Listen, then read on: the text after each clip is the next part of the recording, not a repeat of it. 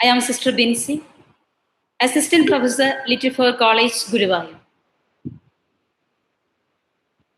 Today, the topic under discussion is life, human life, the value of life, especially the challenges towards life.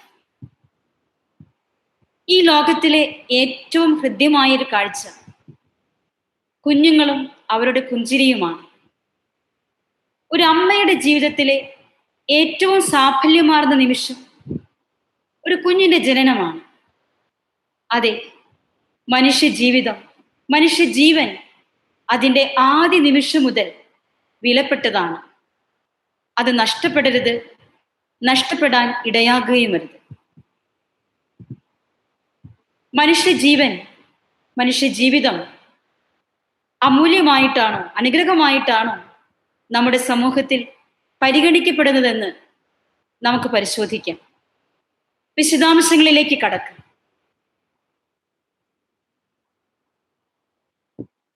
Life is not a mistake, not a problem, not a burden, not an inconvenience, but it is a miracle. ഒരു അമ്മയുടെ ഉദരത്തിൽ ഉരുവാകുന്ന കുഞ്ഞ്, അതിൻ്റെ ജീവൻ ആദ്യ നിമിഷം മുതലേ വിലപ്പെട്ടതാണ്. അത്ഭുതകരമായാണ് ഓരോ കുഞ്ഞും ഉരുവാക്കപ്പെടുന്നത്. Life is not my individual personal property. എൻ്റെയോ നിങ്ങളുടെയോ ആരുടെയെങ്കിലും പേഴ്സണൽ പ്രോപ്പർട്ടി അല്ല ജീവനും ജീവിതവും. It is an absolute good which must be preserved at all cost. The human being must be respected from the first instance of its existence. That is from the moment of conception. ഒരു അമ്മയുടെ ഉദരത്തിൽ കുഞ്ഞുരുവാക്കപ്പെടുമ്പോൾ മുതലേ അത് ജീവനാണ്, ജീവിതമാണ്. പരിപാലിക്കപ്പെടണം, സംരക്ഷിക്കപ്പെടണം. അതൊരു അത്ഭുതമാണ്. A child, every child that comes into the world must be accepted as the living gift of the divine goodness and must be brought up with love. A child is a gift, the supreme gift, the most graciously gift of marriage, and is the living testimony of self-giving of his parents. അതെ, മാതാപിതാക്കളുടെ ദാമ്പത്യ ജീവിതത്തിൽ നിന്ന്, അവരുടെ സ്വയം പങ്കുവയ്ക്കലിൽ നിന്ന്, സ്വയം ദാനത്തിൽ നിന്ന് ഉയിർക്കൊള്ളുന്ന സന്തോഷമാണ്, അതിൻ്റെ പ്രതീകമാണ് ഓരോ കുഞ്ഞും, ഓരോ ജീവനും. It's A miracle. വിലപ്പെട്ട സമ്മാനമാണ് ദൈവം ഈ ഭൂമിയിലേക്ക് അമ്മയുടെ ഉദരത്തിലൂടെ നമുക്ക് നൽകുന്ന ഓരോ കുഞ്ഞും. അമ്മയുടെ ഉദരത്തിൽ ഉരുവാകുന്ന ഈ കുഞ്ഞു ജീവൻ ഈ മണ്ണിന്റെ വെളിച്ചം കാണുന്നതിന് മുമ്പ് കടന്നു പോകുന്ന വിവിധങ്ങളായ ഘട്ടങ്ങളുണ്ട്. Physical status of unborn. There are 5 recognizable periods. It is according to Clifford Gobbets. Pre-embryo, 0 to 2 weeks. The embryo, 3 to 8 weeks. The early fetus, 9 to 20 weeks. Middle fetus, 20 to 30 weeks. And the late fetus, 3 weeks to birth. ഇങ്ങനെ അമ്മയുടെ ഉദരത്തിൽ വിവിധ സ്റ്റേജുകളിലൂടെ കടന്നു പോകുന്ന ഈ കുഞ്ഞിൻ്റെ വളർച്ച, മാറ്റം നോക്കിക്കാണുന്നത് അത്ഭുതകരമായി നമുക്ക് തോന്നും. മനുഷ്യജീവനോടുള്ള ആദരവും സ്നേഹവും വർദ്ധിക്കുവാൻ ഇതിടയാണ്. അത്ര മനോഹരമായിട്ടാണ് ഓരോ ജീവനും ഇവിടെ, ഓരോ മനുഷ്യജീവനും ഒരു അമ്മയുടെ ഉദരത്തിൽ ഉയിർക്കൊള്ളുന്നത് നമുക്ക് കാണാം.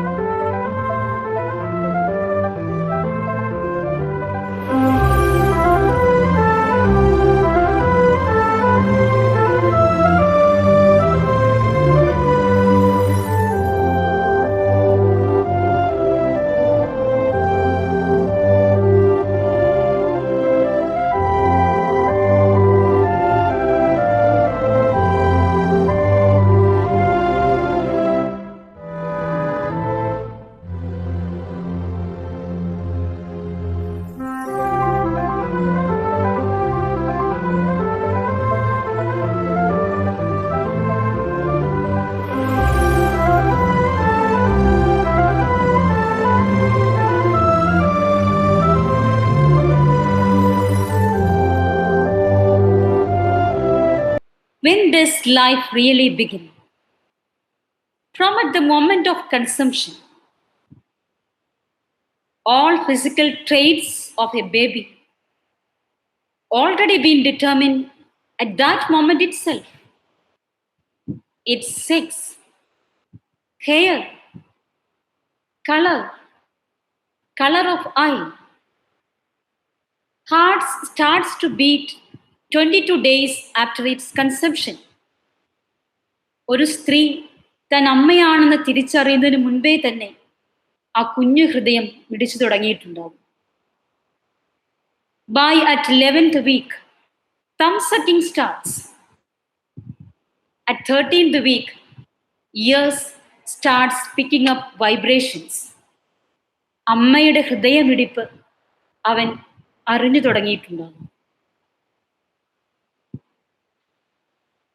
Even before they are born, they dream, they smile. After 6 months of pregnancy, everything has developed in full swing. Wonderful creation. God is the creator of life.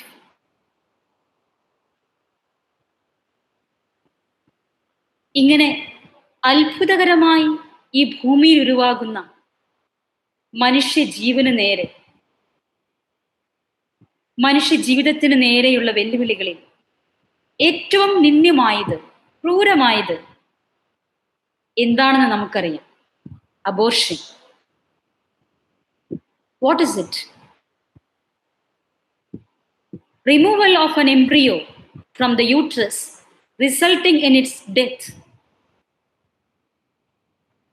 It is a great evil which should be condemned by our society. It is the direct killing of a human being. You see, the unborn has done nothing wrong.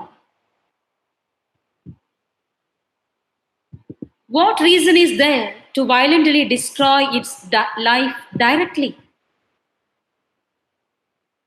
നിരവധിയായ കാരണങ്ങൾ, ന്യായീകരണങ്ങൾ ഈ ഹീനമായ കൃത്യത്തിന് കാരണമായി എടുത്തു വയ്ക്കപ്പെട്ടേക്കാം. പക്ഷെ നമുക്കറിയാം, ഒരു മനുഷ്യ ജീവന്റെ വിലയ്ക്ക് മുൻപിൽ ഇതൊന്നും തുല്യമാകില്ല. Reasons may be many. Why abortion? You see, women raped and become pregnant. The problem is that they were raped, not that they are pregnant. Starving women become pregnant. The problem is that they are starving, not they are pregnant. ദാരിദ്ര്യവും പട്ടിണിയും തൊഴിലില്ലായ്മയും ബുദ്ധിമുട്ടുകളൊക്കെ അബോർഷന്റെ ന്യായീകരണമായി ചിത്രീകരിക്കപ്പെടാം.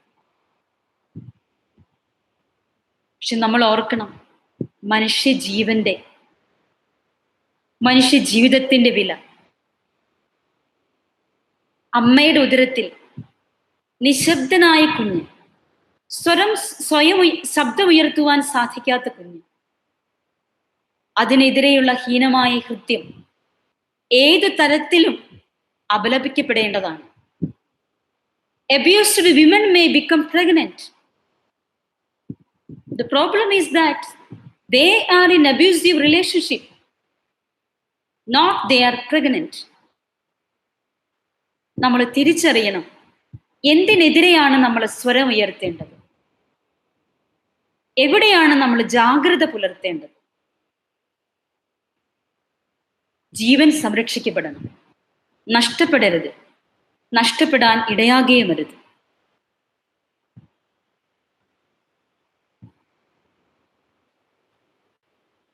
ഒരു അമ്മയുടെ ഉദരത്തിൽ ഉരുവാകുന്ന ഈ കുഞ്ഞു ജീവൻ, that embryo must be treated as a person, because ആദ്യ നിമിഷം മുതൽ അത് ജീവനാണ്, ജീവിതമാണ്. Use of human embryo as an object or instrument of experimentation, it's a crime against dignity.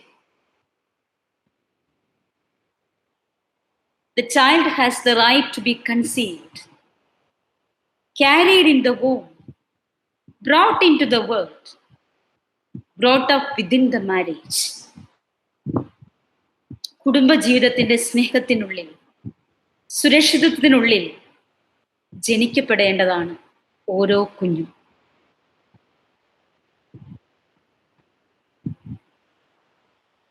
Life is the right of every child, not a special privilege for the fortunate or the planned and the perfect.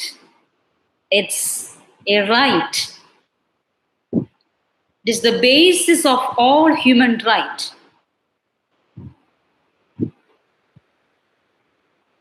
Let us discuss about the consequences of abortion.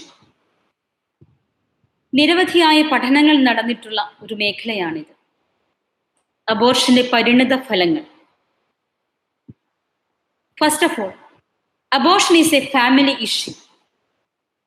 Post-abortion reactions of parents, partners, and siblings. Anger, depression, guilt, and broken relationship. Abortion provides fast relief, but delayed suffering. പെട്ടെന്നുള്ള ചില പ്രശ്നങ്ങൾക്ക് ക്യുക്കായിട്ടുള്ള ഉത്തരമായി അബോർഷനെ കാണാം. പക്ഷേ നീണ്ടു നിൽക്കുന്ന ഒരുപാട് സങ്കടങ്ങൾ ഇത് നമുക്ക് വിളിച്ചു വരുത്തും. പോസ്റ്റ് അബോർഷൻ കൗൺസിലിംഗ് ഉണ്ട്, നമുക്ക് പരിഹാരങ്ങൾ നിർദ്ദേശിക്കാൻ, മാനസികമായ ബുദ്ധിമുട്ടുകളിൽ നിന്ന് രക്ഷപ്പെടാൻ. But it is better to avoid the dirt than washing it after slipping on it. Again, abortion and intimacy. പഠനങ്ങൾ ചൂണ്ടിക്കാണിക്കുന്നു, abortion decreases the intimacy between life partners. ജീവിത പങ്കാളികൾ തമ്മിലുള്ള പ്രതിബദ്ധതയും ഇന്റിമസിയും ഇത് തകർത്തു കളയും. It may result in separation or divorce. It reduces romantic intimacy. ജീവിത പങ്കാളികൾ തമ്മിലുള്ള അടുപ്പവും സ്നേഹവും കുറയുവാനായി ഇത് കാരണമാകുന്നു. Again, depression, guilt, shame. You may depress your life. Common symptoms എന്തൊക്കെയാണെന്ന് നമുക്കറിയാം ഡിപ്രഷൻ്റേത്. ജീവിതത്തിന്റെ പ്രധാനപ്പെട്ട കാര്യങ്ങളൊക്കെ മറന്നുകൊണ്ടുള്ള ഒരു യാത്ര. Avoid keeping track of finance. At last, self-harm or suicide. വീണ്ടും, missing children. Other children in the family may experience depression, obsessions about babies, or eating or sleeping disorders. ഇങ്ങനെ ആ കുടുംബത്തിന്റെ പശ്ചാത്തലം തന്നെ, അന്തരീക്ഷം തന്നെ മാറ്റിമറിക്കും. വീണ്ടും കാണാം ഹെൽത്ത് കോൺസിക്വൻസസ് ഓഫ് അബോർഷൻ. പഠനങ്ങൾ നമ്മുടെ മുൻപിൽ നിരത്തിവെക്കുന്നു. Breast, cervical, ovarian and liver cancers, sterility, subsequent tubal pregnancies, miscarriage or premature birth in subsequent pregnancies. ഇതിലുപരിയായിട്ടുള്ള ശാരീരിക പരിണിത ഫലങ്ങൾ അബോർഷന് ശേഷം റിപ്പോർട്ട് ചെയ്യപ്പെടുന്നു. Failed abortion, aborted children. അബോർഷന് ശ്രമിച്ചിട്ട് ഫെയിലായി ജനിക്കുന്ന കുഞ്ഞുങ്ങളുണ്ടല്ലോ, they may become disturbance for their parents and they may have phobias of hospital. ഒരുപാട് പ്രശ്നങ്ങൾ ഈ തലങ്ങളിലും നമ്മൾ കാണുന്നുണ്ട്. ഇത്രയേറെ നിന്ദ്യമായ, ഹീനമായ, ക്രൂരമായ ജീവന് നേരെയുള്ള ഒരു വെല്ലുവിളിയാണ് abortion. So let us choose life. മനോഹരമായ, അത്ഭുതകരമായി, ദാനമായി ദൈവം നമുക്ക് നൽകുന്ന ജീവൻ, ജീവന്റെ കാവൽക്കാരാകാൻ നമുക്ക് ശ്രമിക്കാം. Let us choose life.